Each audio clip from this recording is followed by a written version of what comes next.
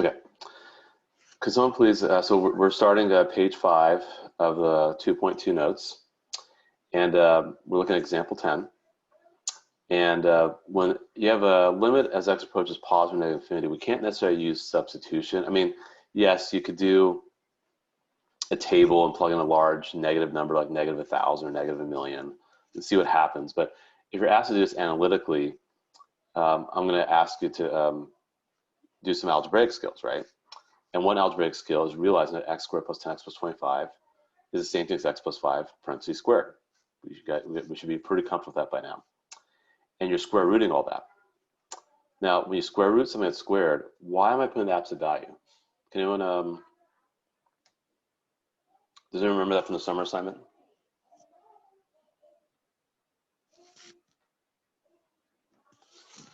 Remember we had this? Go ahead. I was going to say, because it could be negative.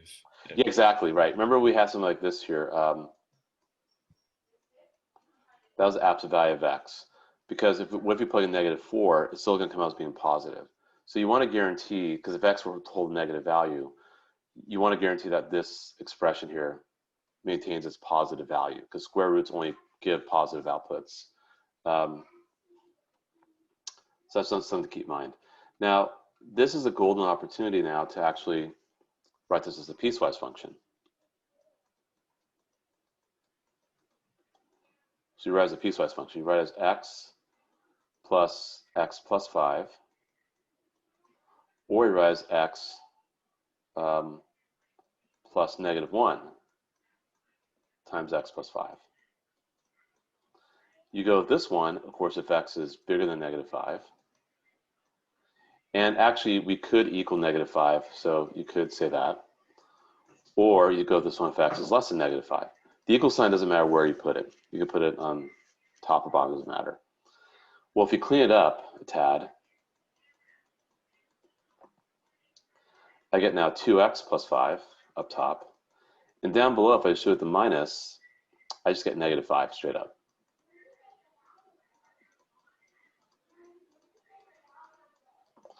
So in this case, I now have the proper piecewise function. So again, we had to do little algebra skills. We had to factor x squared plus 10x plus 25 to x plus 5 squared. Then realize when you square root a square of an algebraic expression, you got to write as an absolute value to maintain its positive nature. So thank you, Connor, for that. And then we've talked about how to write this as a piecewise function. We did this in the summer assignment, right? You write it as is, a x plus 5, assuming everything inside the absolute value stayed positive, which means that x was greater than or equal to -5 to keep that positive. But if x is less than -5, which is we could have, then you have to negate what's inside the absolute value. So that's why we put -1 times x plus 5. If I clean it up, just doing basic simplification rules, 2x plus 5 or x minus 5, you get -5. Now, let's take the limit as x approaches. So we had to do all this legwork here. But now let's take the limit as x approaches -infinity. Which one am I going to use? Am I going to use the bottom, the top expression or the bottom expression? Bottom. You're going to use the bottom one, exactly. Because clearly x is approaching -infinity for that one. So it's a one-sided limit. Okay, that's just a terrible looking infinity. Let's do that better. Okay, a little better.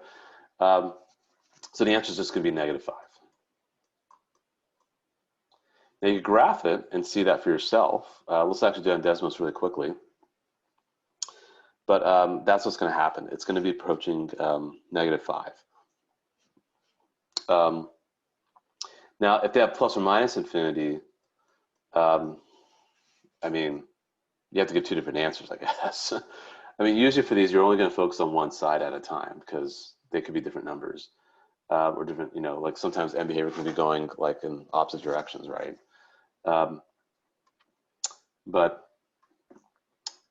Yeah, if we go to Desmos really quickly, so it's Desmos right here. Clear. Let me clear my screen. Don't worry, I'll undo it if you need to see it again. Y equals x plus square root of x squared. Oh, come on.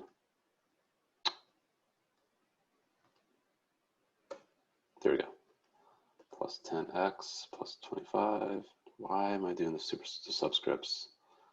Plus, actually, I'm not sure how I'm even doing that. Okay. Yeah, so there we go. If I zoom out, so you can see that off to the right, it just goes up forever. Over here, you could see that there are some wonky things happening because, well,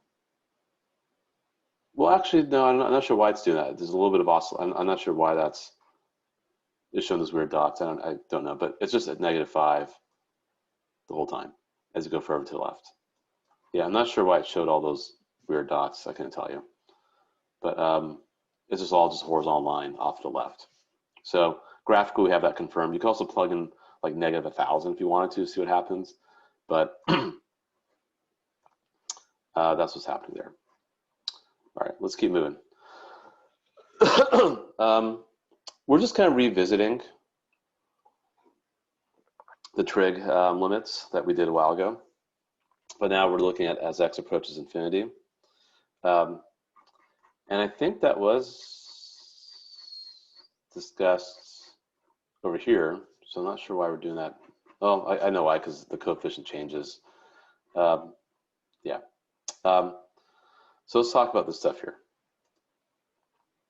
So let's say you got this, right? Here's the deal. Sine 3x, of course, does this, right? The period changes, but still kind of oscillates up and down.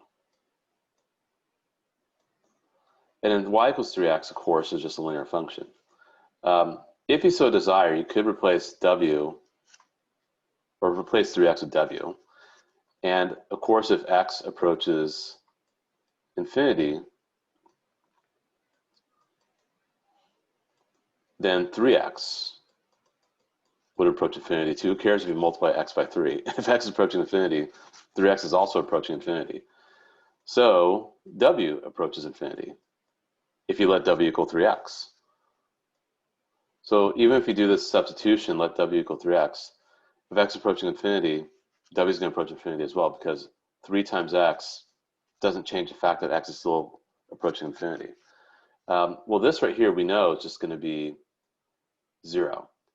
So whenever you have this here, whenever x is approaching positive negative infinity, who cares what coefficient you got here? It's just going to be 0. And the same thing's going to happen here as well.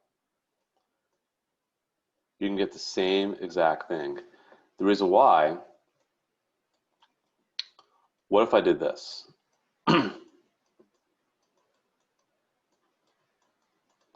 Let's say I multiply this by 7, and I multiply all this by 7. And again, don't get lazy. The limit as x approaches infinity. Well, I'll have 7 times sine 7x. I have 7x down below.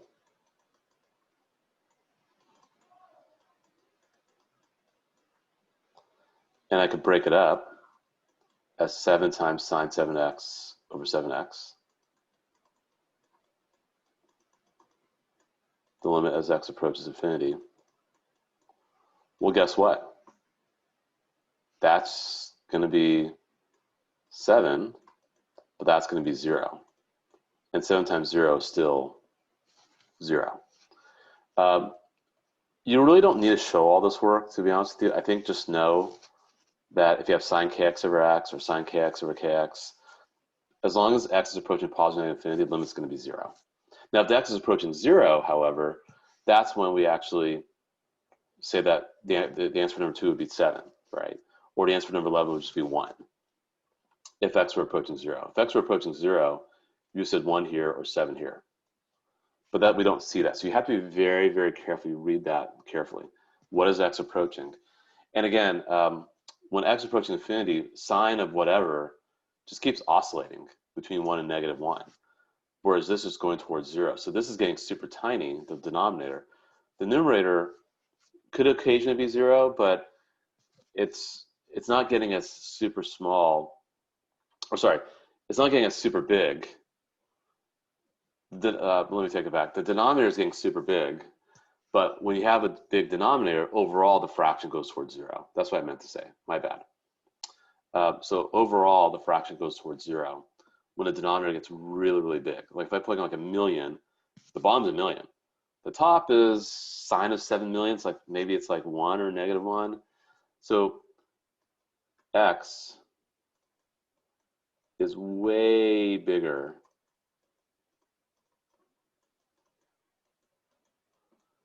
than sine of kx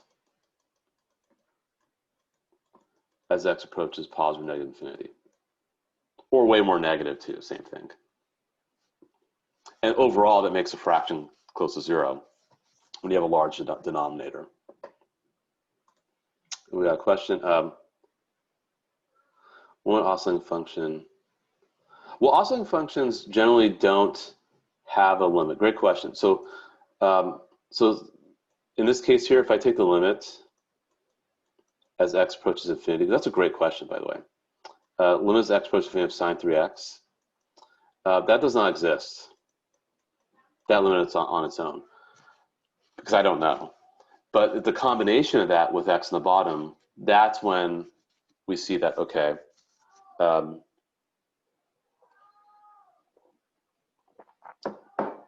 it's going towards infinity, and then the combination, the combination of sine 3x over x, we see that's going towards 0. Or sine 3x over 3x, same thing. Okay. We're just going to kind of keep moving. We're going to about 10:10. I do want to kind of get started with vertical asymptotes. I think this might be a good place to stop by the bottom page 6, and I'll have to do another video for you guys to watch. And the video actually shouldn't be too bad. It's something called the squeeze theorem, which I'll just say for a video is probably better that way. All right. So now let's talk about vertical asymptotes. So all this right here, just so you know, is on vertical asymptotes. So you're looking at y equals 1 over x. And we're asked to find the limit as x approaches 0 from the left, x approaches 0 from the right of f(x) for 1 over x. But you guys should know that 1 over x looks like this. We've had this discussion many, many times. And we do know that there are 2 asymptotes. So there's a horizontal asymptote right here. And in green, I'll do the vertical asymptote. So we see that the left-hand limit, which is right here, and the right-hand limit, which is right here. The left-hand limit is what's happening when x approaches, because we're approaching 0 from the left.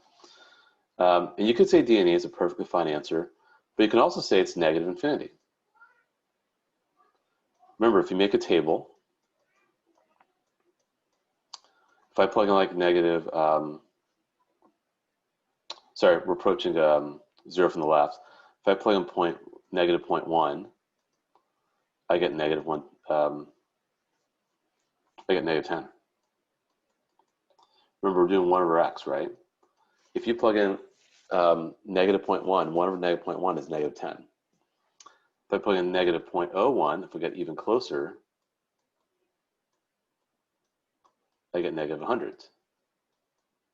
If I plug in negative 0.001, I get negative thousands. So that's a little more informative than just saying D&E. It's kind of nice if you could say that. Similarly, if x approaching 0 from the right, so the right-hand limit, we're going to say it's positive infinity. You could say D&E if you wanted to, but if I were plugging like 0.1, 0.01, 0.001, I'm going to get 10, hundreds, thousands. And plus, just look at it. It's going up forever on the right side of the y-axis. That's my right-hand limit. So this is my right-hand limit right here. That's my left-hand limit. And we got a question. Let's address the questions right now. Oh, okay, great question. Fantastic question, actually. how do we delineate between vertical and horizontal asymptotes in this work we're doing here? That's, yeah, big ideas, right? Big picture. Probably one of the best questions I've seen so far this year. Great question. Thank you for sharing, for bringing that up. Horizontal asymptotes occur when this is happening.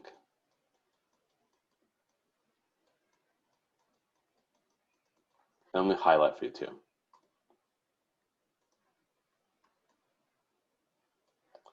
Because that's end behavior. You're looking at what's happening on the far left, which is negative infinity for x, and the far right, which is positive infinity for x. Vertical asymptotes, on the other hand,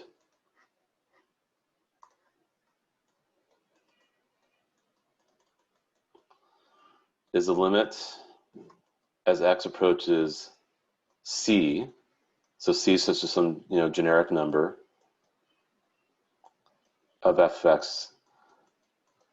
Oh, and by the way, going back to horizontal asymptotes, your limit's going to equal a number, right? It's going to equal c in this case, or we'll call it a or whatever. I don't care. What just some.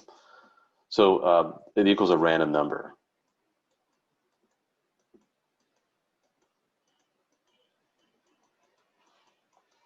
Right? Whereas here,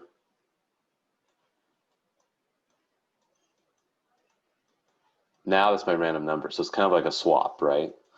And now the limit's going to be positive or negative infinity. So that's going to be the infinite nature, is that the outcome is now infinite for a vertical asymptote. Whereas for horizontal asymptote, the input of what x was approaching, that was positive or negative infinity. So that's the difference between the two. So that's why I know I'm dealing with the infinite limit here. We actually call these infinite discontinuities, which we'll talk about again in 2.4. We sometimes call this an infinite discontinuity because it is causing a break in the graph and has an infinite nature to it, right? Like y is going towards positive or negative infinity. Sometimes it could be both it could both go towards positive infinity in the case of example 14, or it could be both going towards negative infinity if I put a negative out in front for example 14. So let's look at example 14 now, and then we'll answer this question down here at the bottom. But great question, by the way. Yes. What's the big picture here? Horizontal asymptotes, axis approaching positive infinity. Vertical asymptotes, the outcome is positive or negative infinity. That's the difference. And that should be reinforced when you guys are doing the homework that will be due on Thursday. So let's look at example 14 now. 1 over x squared, limit as x approaches 0 from the left or 0 from the right. If you're to graph that, it's actually going to look like this. Because you're squaring x, the output always stays positive for y. So in both cases, we're approaching positive infinity for our LHL and our RHL. Remember, this is LHL, RHL. Now, again, you could say D&E, that's fine, but it's more informative if you say positive or negative infinity, depending which one it is. So in this case, the limit as x approaches just 0 straight up of f of x, of 1 over x squared. It's 1 over x squared straight up. You could say it's just positive infinity. Even though D&E would have been fine, but both sides are going towards positive infinity. So you could say that as the final answer for 0 straight up as a two-sided limit. But over here, for just 1 over x, that does not exist because the LHL was negative infinity and the RHL was positive infinity. So you truly have to say D&E for the two-sided limit for this because each side was going in different directions. Whereas 1 over x squared are going in the same direction, so you could say positive infinity for that one. Got another question? So the question is, would you prefer us to say positive infinity or D&E? I'd prefer you to say positive negative infinity.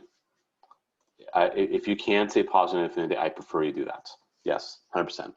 Because it's going to really help you understand what's going on with the graph and the behavior of the graph as we do more calculus principles of this down the road. So yes, I prefer you say positive negative infinity. So let's look at the top of page 6.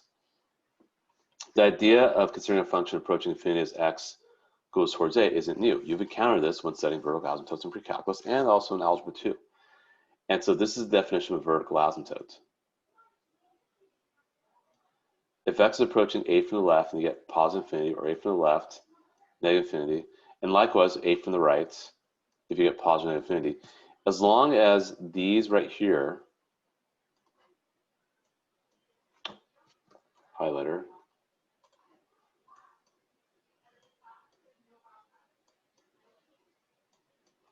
as long as you have all that, the outcome is positive infinity, you're going to have a vertical asymptote, given that x is approaching a random number. Now, if of course, if x is approaching, once you have this involved, and let's say your answer was positive negative infinity, that's still, it's not a horizontal asymptote, obviously. This is really nothing. But when you start doing this, you're now looking at end behavior. This is not going to involve a vertical asymptote when you're doing this stuff, because you're looking at the far left or far right. You have to be approaching a random number for x to get a vertical asymptote.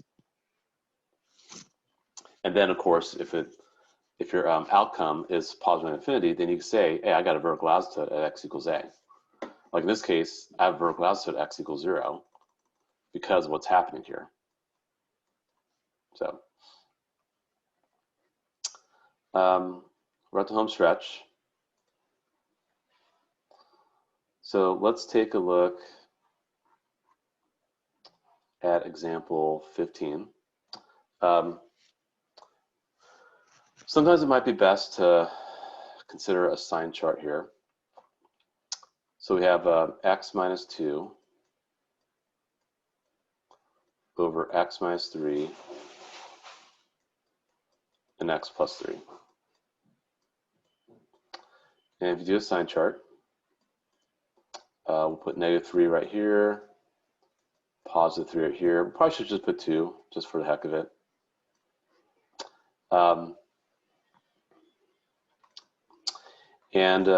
If you plug in like 4, for example, everything's all positive. And the signs will alternate. This does remind me, there's a worksheet on sign charts I need to share with you guys fairly soon. Maybe on Thursday we'll talk about it. I have the liberty to alternate because every factor is linear. So I know that signs will alternate in that regard. Well, now let's take a look at what's happening.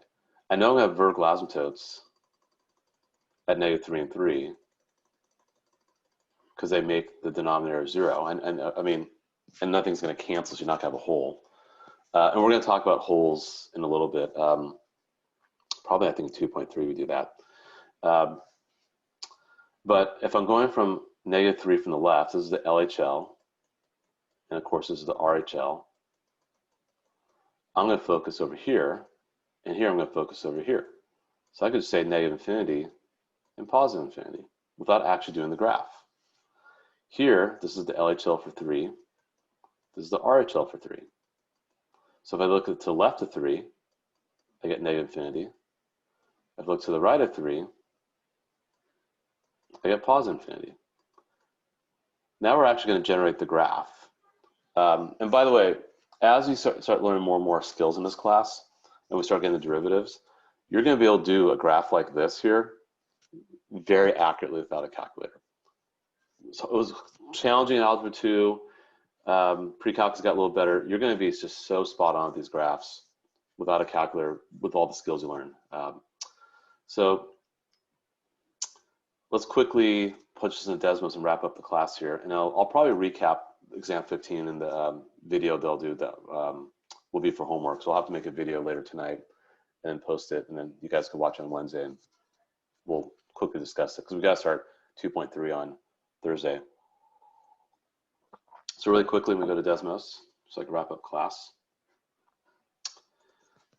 See, x minus 2, parentheses, x minus 2, divided by x squared minus 9. And let's just zoom in a tad. So you can see that, yes, as I go from -3 to the left side, it's going down. -3 from the right side is going up. 3 from the left side going down. 3 from the right side going up. So graphically, this is confirmed too. That's what we have. The next question I'll just save for the video, and that's going to get into the concept of holes. That's not always true when the denominator equals 0. So it was true here, obviously, because nothing canceled with x minus 3 and x plus 3. But when factors cancel, you can't necessarily say it's a vertical asymptote, because it doesn't follow this limit behavior that we're discussing, where the outcome is positive or negative infinity when x approaches that number. Like for this one here, you see the x minus 2 is canceled. If x approaches 2 for this, the limit's not going to be approaching positive or negative infinity. I'll discuss that in the video for 2.2, the remaining part 2.2 for the homework that we'll assign for due Thursday. Okay, so there's a lot of stuff. I apologize for maybe taking too long going over homework, but maybe you guys need that, I don't know.